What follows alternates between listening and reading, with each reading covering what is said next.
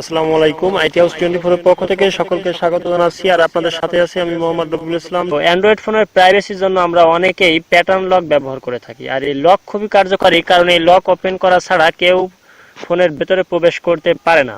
আবার এই প্যাটার্ন নিজেই যদি ভুলে যায় তাহলে দুর্ভোগের আর সীমা থাকে না। তো এই সমস্যা থেকে রেহাই পেতে হলে মোবাইল ফোন রিসেট কিংবা কাস্টমার কেয়ারে যাওয়া ছাড়া আমাদের হাতে আর কোনো অপশন থাকে না। তো কেউ একে হার্ড রিসেট বলে, কারণ এটি সেটের অ্যাকচুয়াল ফ্যাক্টরি সেটিং ফিরিয়ে আনে। তো আসুন জেনে নিই এবার কিভাবে আমরা কোনো অ্যান্ড্রয়েড সেট রিসেট দিব। তো তার আগে বলে নিচ্ছি, আপনি যদি আমার চ্যানেলে নতুন হয়ে থাকেন তাহলে এই ভিডিওটি দেখতে দেখতে লাল যে সাবস্ক্রাইব বাটনটি দেখতে পাচ্ছেন সেখানে ক্লিক করে আমার চ্যানেলটিকে সাবস্ক্রাইব করে ফেলুন। আর সাথে সাথে পাশে যে বেল বাটনটি দেখতে পাচ্ছেন এখানেও ক্লিক করে নোটিফিকেশনটি অন করে রাখুন, তাহলে আমার যে কোনো ভিডিও আপলোড করার সাথে সাথে আপনি তার নোটিফিকেশন পেয়ে যাবেন। আর বন্ধুরা, এই চ্যানেলে সবসময় টেকনোলজি রিলেটেড ভিডিও পাবেন। তো আসুন জেনে নিই এবার কিভাবে আমরা কোনো অ্যান্ড্রয়েড সেট রিসেট দিব।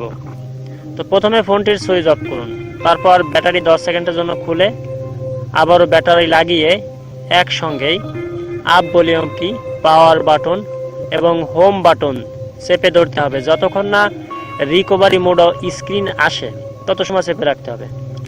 স্যামসাং মোবাইলের ক্ষেত্রে উপরের এই পদ্ধতি কাজ করে, আবার সিম্ফনি কিংবা ওয়ালটন মোবাইলের ক্ষেত্রে মডেল অনুযায়ী আপ ভলিউম কি, পাওয়ার বাটন কিংবা ডাউন ভলিউম কি, পাওয়ার বাটন চেপে ধরলেই রিকভারি মোড স্ক্রিন চলে আসে।